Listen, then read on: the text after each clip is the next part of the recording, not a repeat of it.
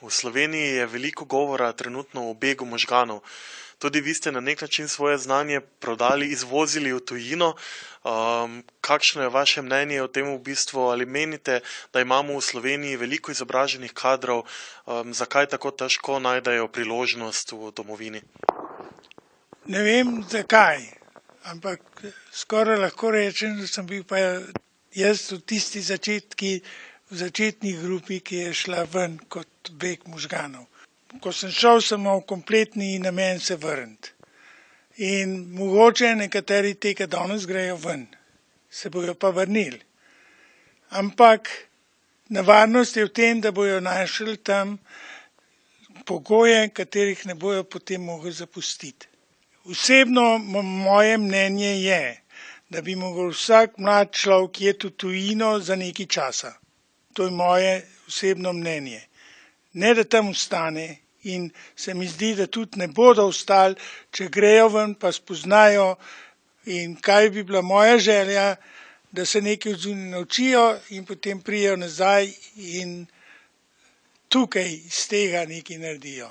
Pri meni je bila situacija malo drugačna, jaz sem se poročil tam, se je družina začela ustvarjati in potem sem tam ostal. Ampak za mlade ljudi bi pa jaz mislim, da je potreben, da grejo ven. Ravno o teh pogojih sem vas hotel vprašati. Vi ste 20 let delali v eni mednarodni veliki korporaciji. Kako je delati za eno takšno veliko družbo? Ta družba, za katero sem jaz delal v tistih časih, se dejansko ne more primerjati z drugimi, normalnimi, ker to je bila takrat ena najboljših podjetij za biti v službi. Ne vem, kako je danes, ampak HP je bila ena najbolj, če bi rekel, socialnih podjetij, so imeli smisel za dobrobit ljudi. Za njih so ljudje, uslužbenci pomenili največ. In tudi naši delovni pogoji so bili taki, da si lahko delal, posebno včasih bil mi, ki smo bili v razvoju.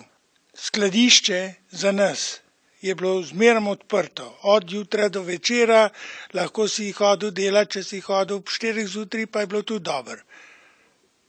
Nobenih drugih kontrol, nekako se je zaupalo.